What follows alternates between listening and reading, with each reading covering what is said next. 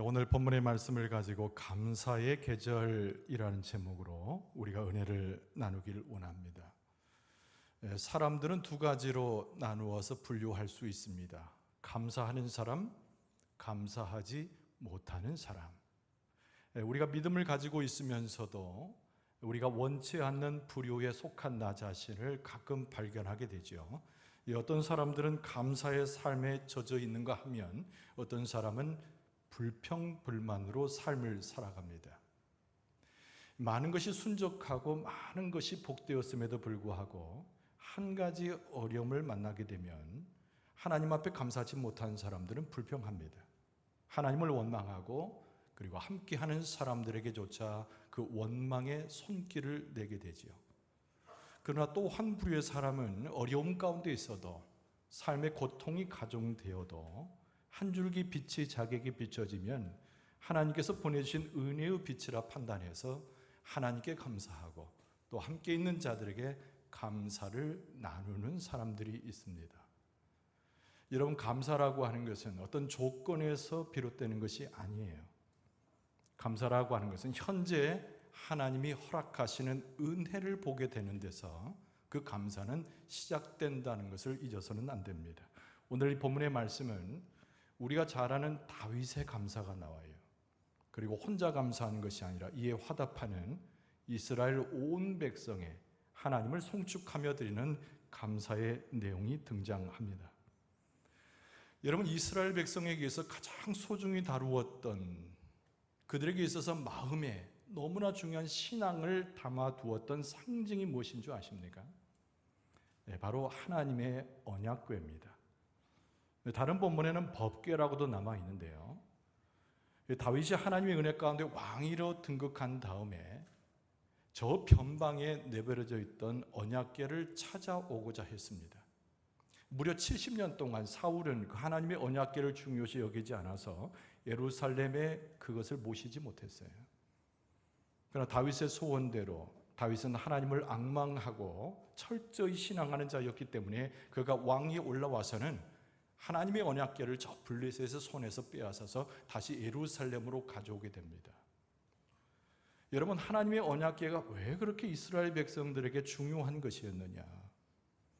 여러분, 하나님의 언약궤에는 세 가지의 상징적인 성물이 안치되어 있었기 때문입니다. 여러분, 첫 번째가 뭐냐면 모세의 형이었던 아론이 들고 있었던 쌍난지팡이, 그 두 번째는 모세가 시내산에서 받았던 십계명 돌판, 그리고 이스라엘 백성들이 광야 가운데서 하나님의 먹이심을 경험했던 그 만나를 담았던 항아리가 그 안에 들어있었습니다. 이스라엘 백성들이 고난 중에도 어려움 중에도 하나님의 공급하심을 경험하고 하나님의 구원하심의 역사를 상징적으로 표현해주는 세 가지의 성물이 언약궤 속에 있었기 때문에 너무 중요한 이스라엘 백성의 최고의 성물이었습니다. 다윗의 뜻대로 다윗이 보낸 사람들이 언약궤를 메고 예루살렘으로 들어옵니다. 이것이 오늘 본문의 말씀의 배경이에요. 그때 다윗이 너무나 감격하게 되죠. 하나님 앞에 너무 감사한 거예요. 그래서 하나님을 찬송하면서 언약궤에 들어옴을 과정을 통해서 하나님을 높이고 송축하고 있는 장면이 오늘 본문의 말씀의 내용입니다. 오늘 본문의 말씀은 우리에게 가르쳐요. 감사에게 있어서, 감사함에 있어서 우리에게 주는 영적 교훈이 무엇인가를 일러주는 것입니다. 자, 오늘 이 본문의 말씀을 통해서 오늘 추석의 명절을 여전히 지나고 있고 한가위 주일이라고 명명할 수 있는 오늘의 우리의 감사는 어떻게 하나님 앞에 드려져야 되는가를 깨달을 수 있어야 됩니다. 여러분, 첫 번째로 감사라고 하는 것은 우리의 마음 깊은 곳에서 우러나오는 감사로 하나님 앞에 나아가야 된다는 거예요. 오늘 본문의 말씀 34절에 보면은 여호와께 감사하라, 그는 선하시며 그의 인자하심이 영원하미로다. 이 다윗의 찬양이거든요. 근데 다윗은 무엇으로 충만했던 사람이고 하니 믿음으로 충만했던 사람입니다. 여러분, 믿음을 가만히 보면 이 믿음과 감사의 관계는 직접적인 관련이 있다는 것을 알 수가 있어요. 믿음이 약화되면 우리에게 나타나는 현상이 무엇입니까? 원망해요. 하나님께 불평하게 됩니다. 그러다 보니까 우리의 마음 가운데 반드시 있어야 할 감사의 싹을 완전히 잘라버리는 것이 믿음 없는 경우에 나타나는 부정적 심성이에요. 우리가 믿음 생활하면서 하나님 앞에 예배한다고 하지만은, 믿음의 삶을 통해서 하나님께 영광 돌린다고 수없이 이야기하지만은 우리 입술에서 불평과 불만이 떠나지 않을 때가 많습니다. 우리는 세상 사람과 도무지 다르지 않는 삶을 살아갈 때가 많다는 거예요. 그러다 보니까 우리 입술에서, 우리의 영혼에서, 우리의 마음에서 감사를 찾아볼 수가 없게 됩니다. 감사라고 하는 것은 곧 우리의 믿음의 문제라고 하는 것을 알 수 있게 되는 것이죠. 다윗에게 있어서 감사하기 전에 먼저 그의 마음에 충만했던 것은 다른 것이 아니라 믿음과 영성의 충만함이에요. 여러분, 다윗은 항상 하나님을 향하여 소망을 잊어버린 적이 없는 사람이었습니다.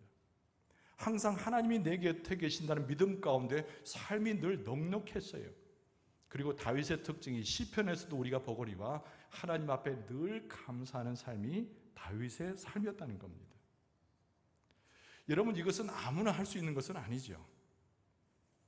바로 다윗의 영성과 그 믿음을 쫓아가는 우리 후손들에게만 가능한 것입니다. 그 풍성한 축복을 받아보고 그 축복 가운데 감사의 삶을 지금까지 살아왔던 사람이 현재도 하나님 앞에 감사할 수 있게 돼요.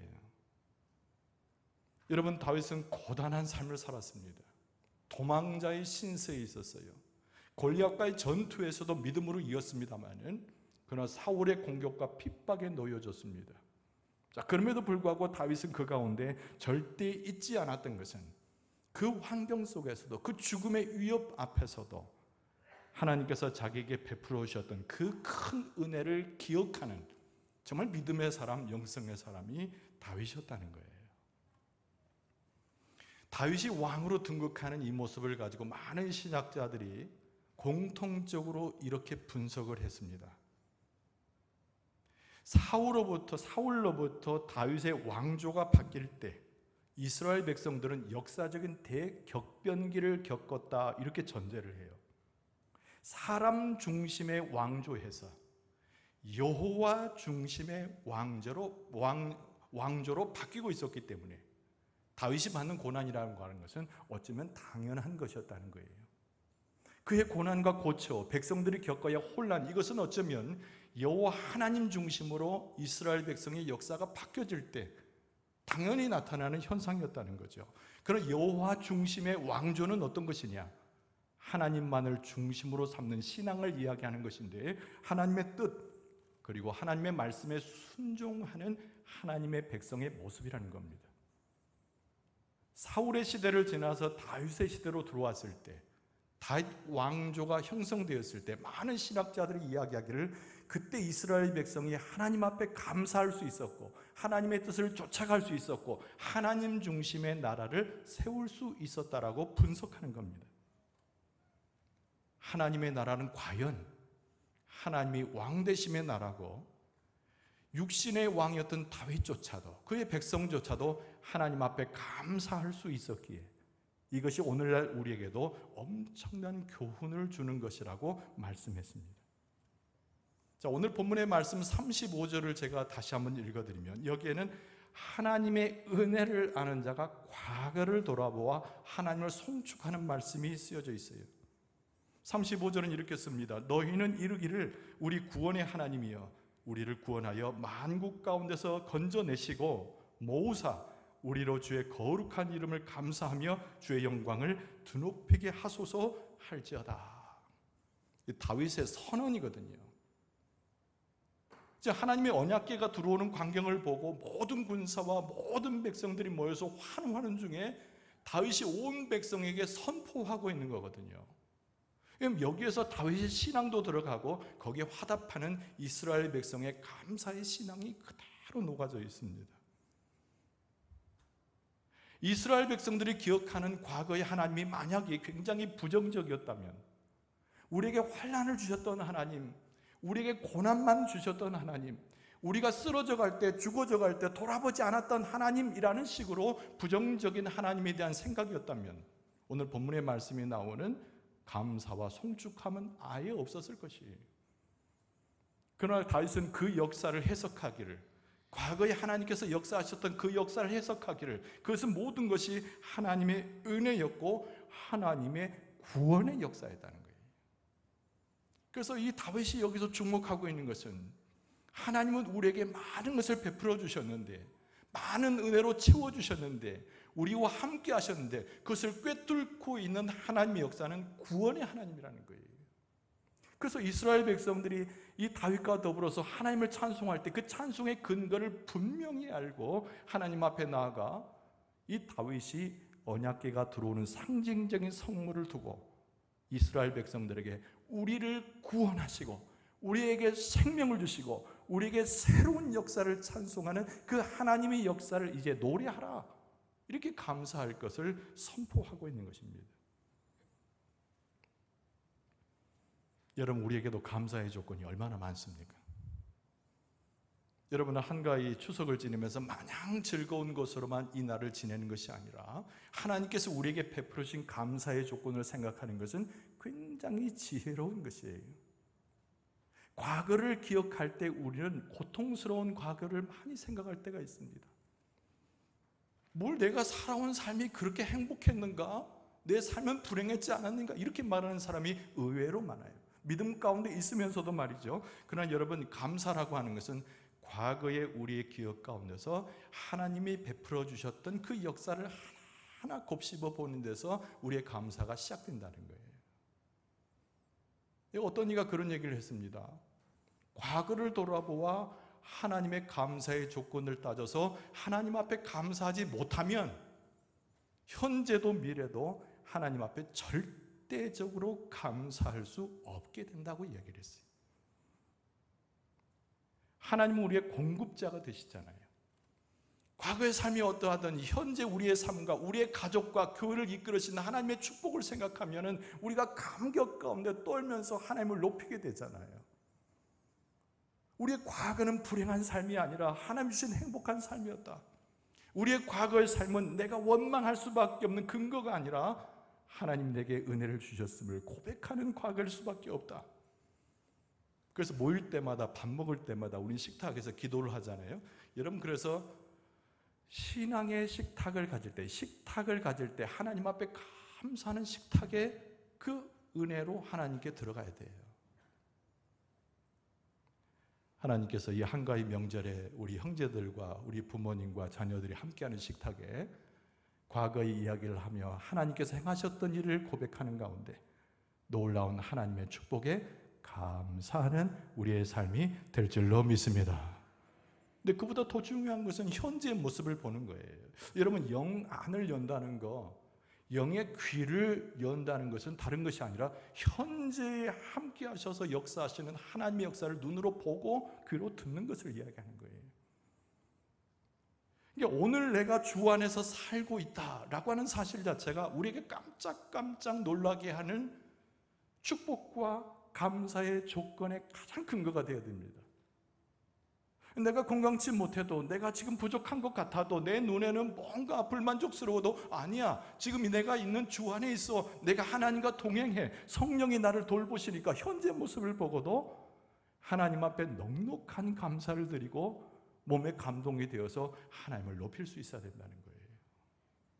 이게 영의 눈을 뜨고 영의 귀를 열어서 현재 나와 함께 하시는 하나님의 그 영광을 보는 겁니다. 우리나라에서 제일 유명한 병원이 한국 실로암 안과병원이죠. 실로암 병원, 제일 유명한 병원이에요. 많은 선한 일을 했습니다. 고통받는 자를 그렇게 위로한 병원이 따로 없을 거예요. 근데 그 실로암 안과병원 벽에 커다랗게 하나 붙여져 있는 찬양의 시가 하나 있어요. 제가 그걸 한번 소개해 드리려고 합니다. 그 찬양의 시는 뭐라고 되어 있느냐면, 큰 일을 이루기 위해 힘을 주십사 하나님께 기도했더니 겸손을 배우라고 연약함을 주셨습니다. 행복해지고 싶어서 부유함을 구했더니 지혜로워지라고 가난을 주셨습니다. 세상 사람들의 칭찬을 받고자 성공을 구했더니 뽐내지 말라고 실패를 주셨습니다. 풍요로운 삶을 누릴 수 있도록 모든 것을 달라고 기도했더니 현재에 있는 삶 그 자체를 선물로 주셨습니다. 그리고 점점점 나간 다음에 뒤에 이렇게 돼 있어요. 구한 것 하나도 주어지지 않는 줄 알았는데 지금 내가 보니 내 소원 모두 들어주셨습니다. 나는 가장 많은 축복을 받은 사람입니다. 이 찬양시죠. 감사의 시. 환자들에게 위로가 되고 환자가 아닌 우리들에게도 큰 감동을 주잖아요. 여러분, 하나님께서 지금도 우리와 함께 하시잖아요. 영의 눈을 떠서 보세요. 예수 그리스도의 십자가가 내 중심에, 내 가정의 중심에, 교회 중심에 있잖아요. 영의 귀를 열어서 성령이 하시는 그 증거의 말씀을 들으세요. 현재 감사할 수 있는 자가 하나님의 복을 받고 더 큰 복을 받는 자격을 얻게 되는 줄로 믿습니다. 또 미래 보이지 않는 것까지 지혜롭게 하나님께 미리 감사하는 사람들이 있어요. 오늘 본문의 말씀 35절 하반절에 보면은 주의 영광을 드높이게 하소서 할지어다 이렇게 되어 있어요. 이게 앞으로 그렇게 하라는 거예요. 백성들한테 앞으로도 주의 영광을 드높이는 이 민족이 되게 하소서, 이렇게 찬송하라고 다윗이 선포하는 거예요. 여러분, 다윗은 참 미래를 보는 사람이었습니다. 너무나 지혜로운 사람이에요. 솔로몬의 지혜를 표현하지만 다윗이 훨씬 더 지혜로운 사람이었습니다. 그런 고난 중에도 어려운 역경 속에서도 하나님께 감사할 줄 아는 사람이었어요. 미래를 내다보는 사람이었기 때문에. 여러분, 참된 지혜는 우리에게도 있습니다. 우리는 가만히 단순한 방법으로 지혜를 얻을 수 있어요. 과거에도 하나님께서 함께 하셨는데 현재 나에게도 만족함을 주셨는데 앞으로 펼쳐질 미래에는 하나님이 더 큰 축복과 은혜로 함께 하시는 것이 당연하지 않겠느냐. 할렐루야, 할렐루야. 이게 지혜라는 거예요. 이게 다윗의 지혜고 이 다윗에게 화답하는 백성들의 지혜였다는 거예요. 오늘 우리에게도 하나님은 그 지혜를 요청하고 우리의 심정의 미래를 보아 먼저 감사할 수 있는 마음의 자세와 지혜를 우리의 마음에 넣어두고 계시는 거예요. 여러분, 종교개혁자는 마틴 루터로 유명하지만 칼빈이 같은 사람입니다. 근데 칼빈이 마지막 죽음의 임종 시간에 주변에 있는 사람들에게 뭐라고 이야기했는가요? 자기의 말을 하지 않아요. 하나님의 말씀 한 구절을 암송하면서 임종했다고 하는 유명한 일화가 있습니다. 그 내용은 이런 거죠. 오늘의 고난은 장차 주어질 영광과 좋게 비교할 수 없도다. 이 칼빈이 마지막에 자기 얘기로 유언을 한 것이 아니고 하나님의 말씀 성경을 인용해가지고 자기의 삶이 하나님께 의탁됐음을, 또 여기 모여서 자기의 유언을 듣는 사람들에게 복이 될 것을 간절히 소원하는 마음 가운데 오늘의 고난은 장차 주어질 영광과 좋게 비교할 수 없도다. 여러분, 감사로 자기의 삶을 열어가고 감사로 자기의 삶을 전진시키는 사람은 참된 위대한 사람이고 하나님이 인정하는 사람이고 하나님의 축복이 내리지 않을 수 없는 하늘의 영광과 귀한 복을 받게 되는 사람인 줄로 믿습니다. 막 선언하세요. 다윗처럼 하나님을 송축하면서 노래해야 되는 겁니다. 하나님, 지금까지 나를 붙들어 오셨군요. 하나님, 당신이셨습니다. 지금도 우리가 모여서 하나님의 언약궤를 만나게 했군요. 앞으로 이 민족 가운데, 내 삶 가운데 하나님의 축복하실 줄로 믿습니다. 미리 감사를 드립니다. 이 다윗의 위대한 선언이며 그의 심중에 고백되는 감사라고 하는 거예요.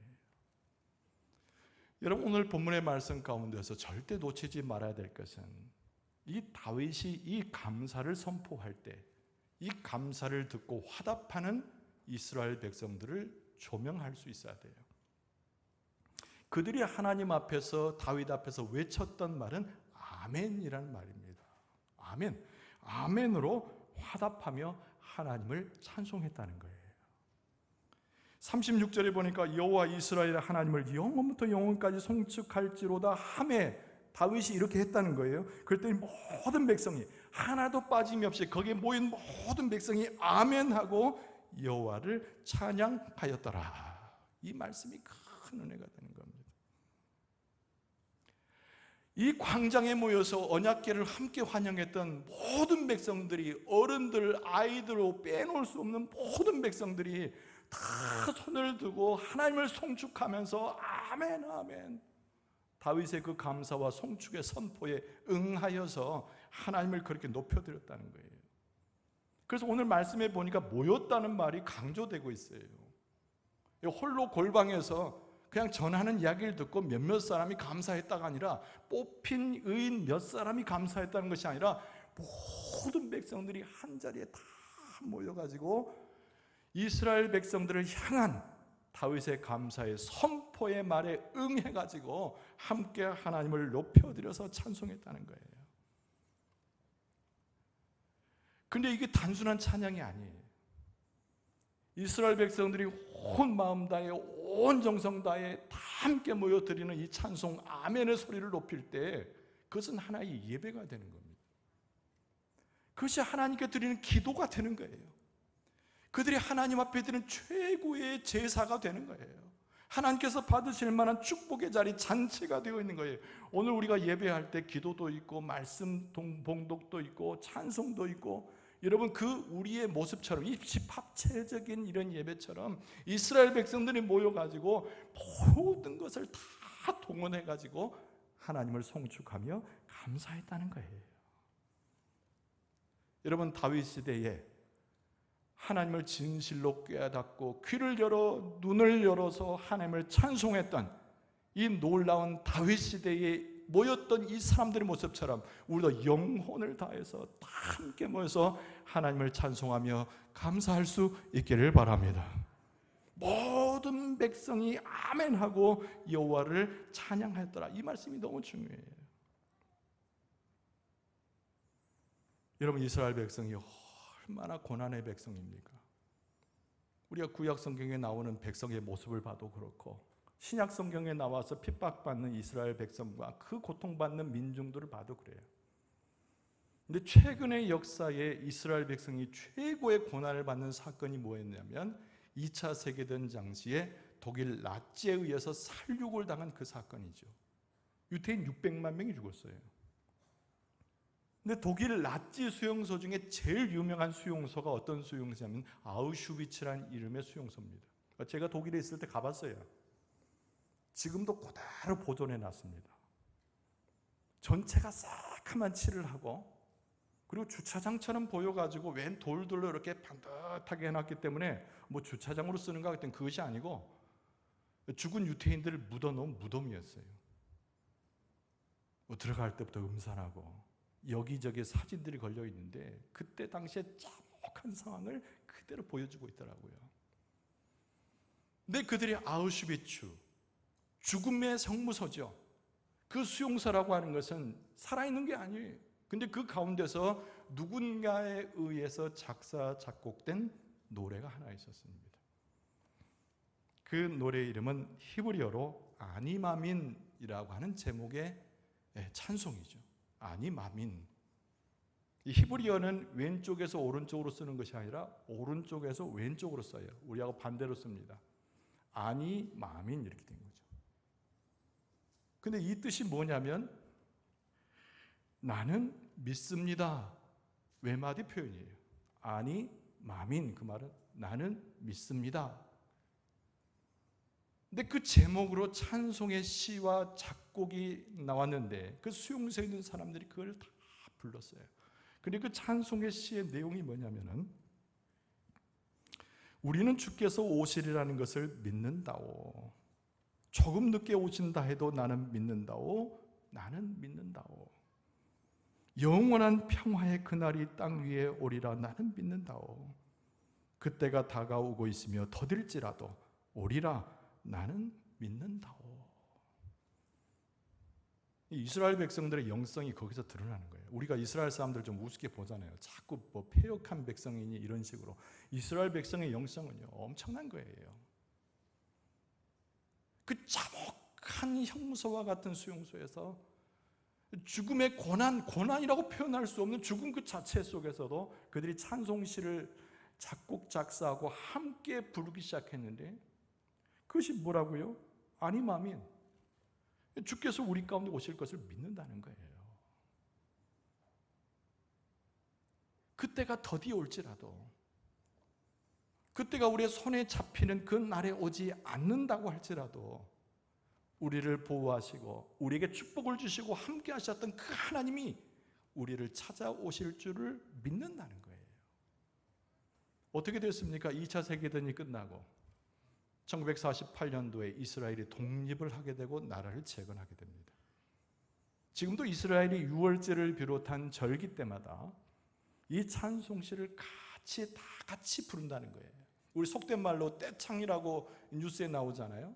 어떤 공연이 있을 때 온 막 모여있는 청중들이 같이 노래 부르는 걸 떼창이라고 그러는데, 이스라엘 백성들이 함께 모여가지고 절기 때마다 아님 아민 하나님을 막 찬양하면서 부른다는 거예요. 여러분 한번 상상해 보세요. 그 광경이 얼마나 감동이 되고 그 광경이 얼마나 충격적이면서 그 광경이 하나님을 중심으로 역사를 이행해 왔던 이스라엘 백성의 모습을 그대로 드러내는 것인가라는 거예요.